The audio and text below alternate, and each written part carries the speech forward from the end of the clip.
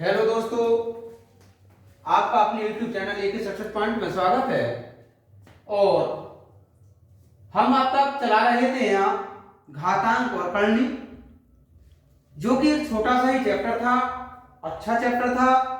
और मैं आशा करता हूँ कि सवाल सबकी समझ में भी आया होगा। इसी के आगे ये सवाल आते हैं, यदि x बराबर वर्गमूल 3 प्लस 1 बटा वर्गमूल 3 माइनस 1 और y बराबर वर्गमूल 3 माइनस 1 अपॉन वर्गमूल 3 y प्लस 1 हो तो x square plus y square का मान क्या हो जाएगा। तो देखिए, इसका हमें मान ज्ञात करना है। तो इसका मान ज्ञात करने के लिए जैसे x दिया है उन्होंने वर्गमूल 3 प्लस 1 और ये दिया वर्गमूल 3 माइनस 1, गुणा कर लीजिए वर्गमूल 3 प्लस 1 से और भाग कर लीजिए इतने से। ये बताया था कि जब करनी इस तरह की दी हो तो उसमें हर का परिमेयकरण कर लेते हैं। ऊपर हो जाएगा वर्गमूल 3 प्लस 1 का स्क्वायर, यानी वर्गमूल 3 प्लस 1 का स्क्वायर, और नीचे हो जाएगा वर्गमूल 3 का स्क्वायर माइनस 1 का स्क्वायर। ये हो जाएगा 3 प्लस 1 प्लस 2 वर्गमूल 3, नीचे हो जाएगा 3 माइनस 1, 3 प्लस 1 माइनस 2 वर्गमूल 3। देखिए,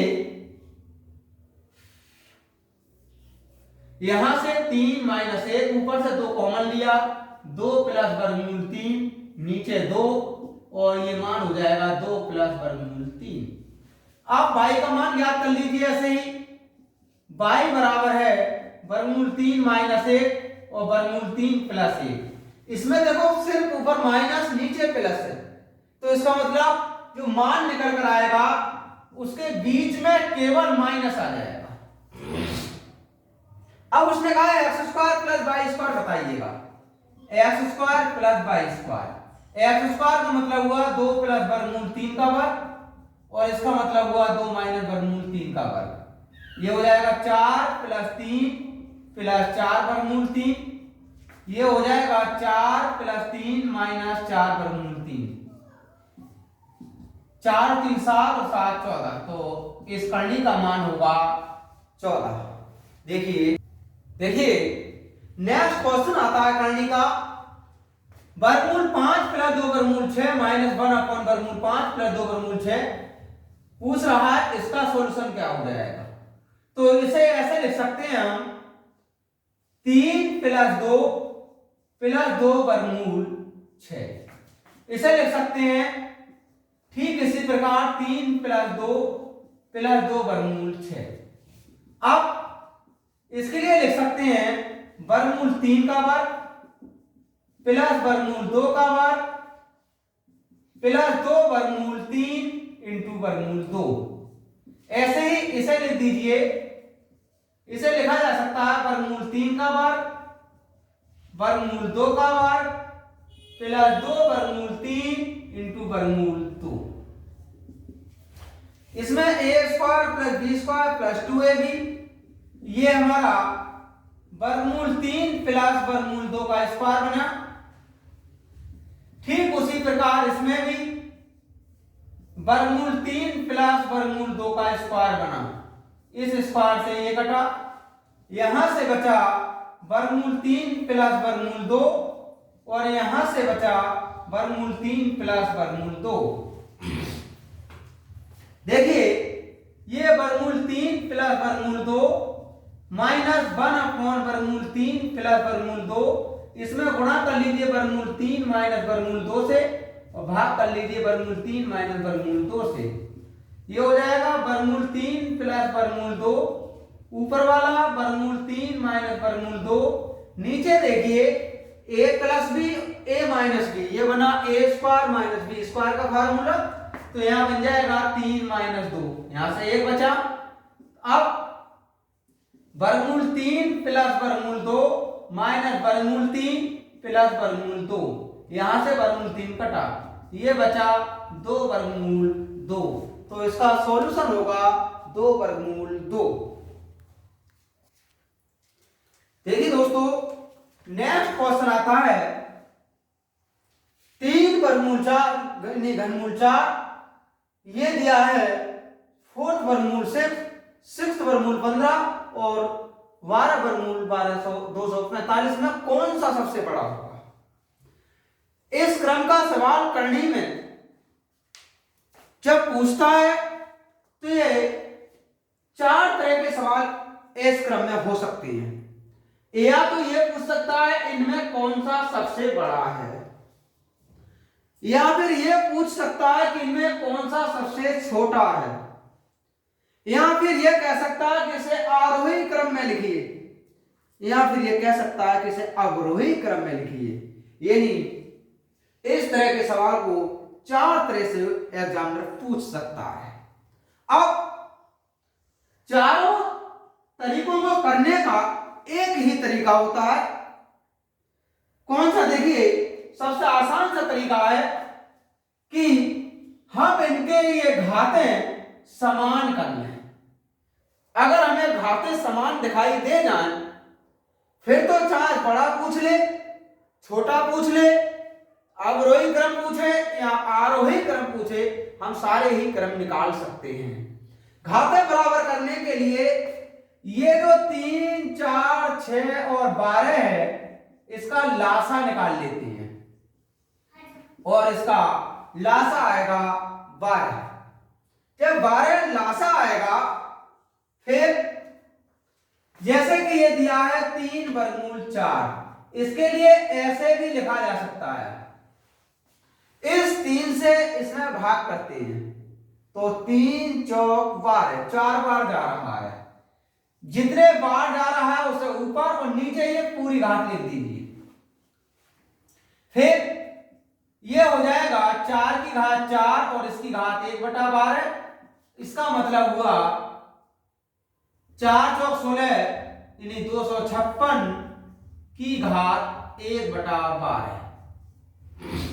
अब 4 वर्गमूल 6 ले लीजिए। इसका मतलब हुआ 6 की घात 1/4। 4 से 12 में भाग किया 3 बार जाएगा, ये हो जाएगा 6 की घात 3/12। इसे लिखेंगे 6 की घात 3 की घात 1/12। ये हो जाएगा हमारा 216 और इसकी घात भी 1/12।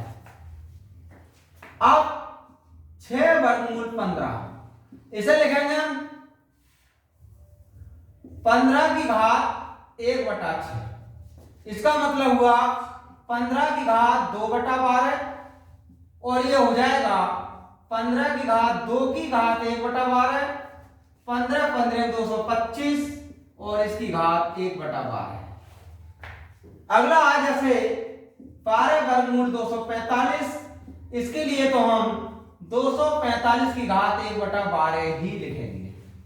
अब इस सवाल ने कहा है इनमें सबसे बड़ा कौन सा है? इन 4 जो पद दिए हैं, इन चारों पदों में सबसे बड़ा पद कौन सा होगा?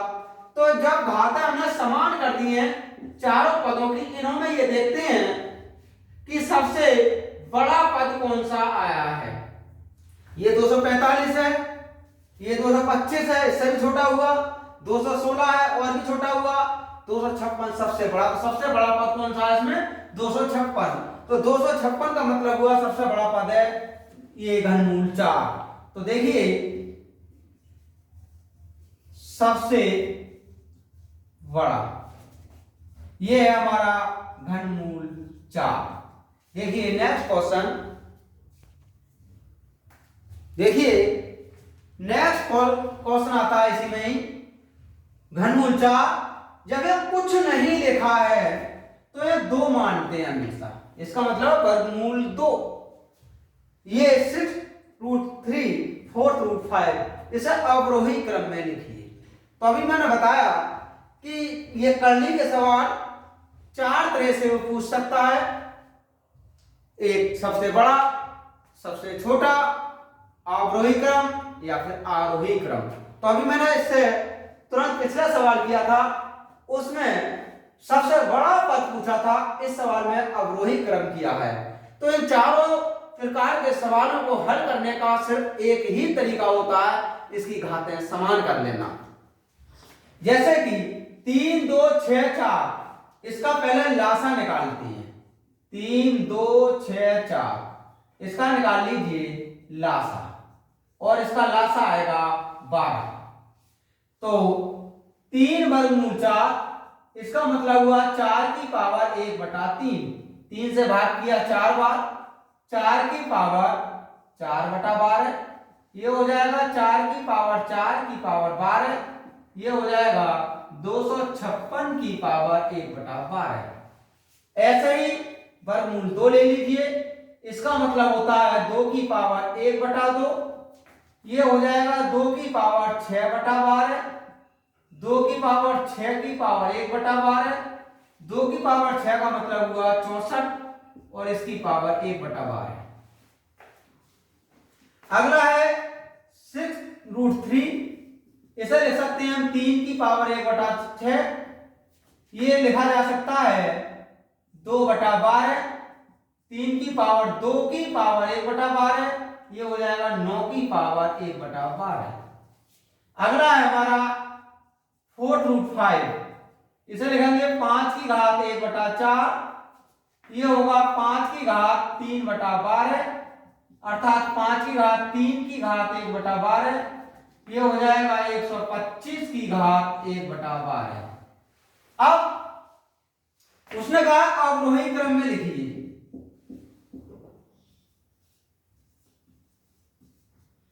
तो देखिए, अवरोही का मतलब होता है घटता हुआ क्रम। हमें घटते हुए क्रम में लिखना है। घटते हुए क्रम का मतलब हुआ सबसे पहले हमें वो संख्या लिखनी है जो इसमें सबसे बड़ी है। तो सबसे बड़ी संख्या हमारी है 256। 256 का मतलब हुआ 3/4। फिर इससे तुरंत छोटी कौन सी संख्या है? इससे तुरंत छोटी है 125। इसका मतलब हुआ 4/5। फिर इससे तुरंत छोटी कौन सी है? वो है 64। इसका मतलब हुआ 2/2। फिर इससे छोटी कौन सी है? 9, अर्थात 6√3। ये हुआ हमारा अवरोही क्रम। अगर इसी क्वेश्चन को वो कहने लगता कि आरोही क्रम में लिखिए, तो देखो दोस्तों मैं इसी में लिखे देता हूं। अगर आरोही क्रम पूछ लेता वो, तब आरोही का मतलब है बढ़ता हुआ क्रम, छोटे से बड़े की ओर। तो देखिए हम सबसे छोटी संख्या चयन करते हैं 9। 9 का मतलब हुआ 6/3। फिर इससे हम कुछ बड़ी वाली 64, इसका मतलब 2/2। फिर इससे बड़ी वाली 125 और फिर इससे बड़ी वाली 256 ये हो जाता हमारा अवरोही क्रम। अगर वो कहने लगे इसी सवाल में कि सबसे बड़ी संख्या कौन सी होगी, तो या सबसे छोटी करनी कौन सी है, तो सबसे छोटी तो आपको दिख रही होगी 9। 9 का मतलब हुआ 6/3। यदि सबसे बड़ी पूछ ले तो 256/4। तो चारों तरीके के सवाल मैंने इसी में एक क्वेश्चन में ही समझा दिए आपको। अगर ये सबसे बड़ी पूछ ले तो सबसे बड़ी करनी 256 अर्थात 4। मैंने चारों तरीके के सवाल इसमें में समझा दिए हैं और इस तरह के और भी सवालों का आप अभ्यास करें, बहुत आसान है, जल्दी निकल जाते हैं। देखते हैं अब आगे नेक्स्ट क्वेश्चन। देखिए उसने कहा है ये जो संख्याएं दी हैं इनमें सबसे बड़ी संख्या कौन सी है। ये सवाल करने का भी दे दिया है और सीधे दशमलव करनी भी दे रखी है। तो इसे लिखेंगे हम 0.7 और इसका वर्गमूल अगर निकालेंगे तो 0.4 आ जाएगा। ये हो जाएगा 1.02 माइनस ये पॉइंट यहां हटाया 1/6 और 6 चौक 24 40। इसका गुणा कर लीजिए 12 3 36 3 12 8 96 और 3 99। दशमलव 1 2 3 के बाद 1 2 3 यहां आ जाएगा दशमलव। इसका मान 1.2। उसने कहा इसमें सबसे बड़ी संख्या, तो अभी तो हम नहीं निकाल सकते कौन सी सबसे बड़ी है। तो देखिए इसे जोड़ लीजिए 0.7 और 0.4 को, ये हो जाएगा 1.1। ये है 1.02। देखिए अगर 1/40 करेंगे हम इसे भाग करते हैं तो कैसे भाग किया जाएगा, पहले दशमलव लगेगा, अब 10 हो जाएगा, नहीं जाएगा 0 लगाएंगे, 100 हो जाएगा, 40 दूनी 80, 20 बचेगा और 200, ये हो जाएगा 1.02 माइनस 0.025, 0.996 और 1.2।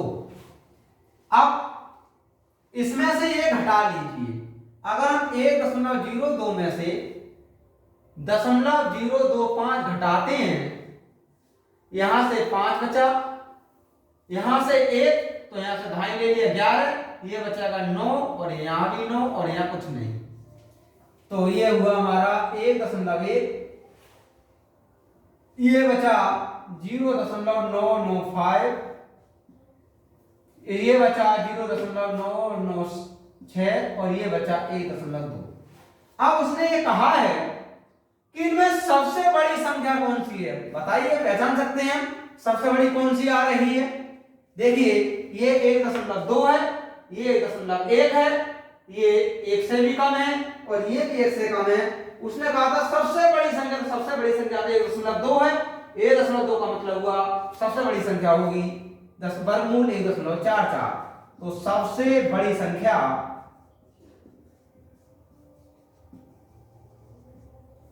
ये हो जाएगी वर्गमूल 1.44।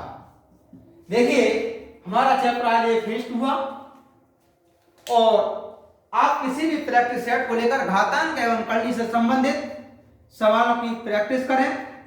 अगर फिर भी कहीं कोई आवश्यकता पड़ती है तो आप कमेंट्स बॉक्स द्वारा हमसे पूछ सकते हैं, लेकिन मैं कोशिश करूंगा कि अभी इसी चैप्टर से संबंधित अगर और कुछ क्वेश्चन थोड़े या बहुत मिल जाए वो भी आपको कल बनाकर फिर भी डाल दूंगा। आप हमारे चैनल के लिए लाइक करें, सब्सक्राइब कर लें तथा दोस्तों को शेयर कर दें तथा दोस्तों से भी सब्सक्राइब करा दें। जय हिंद।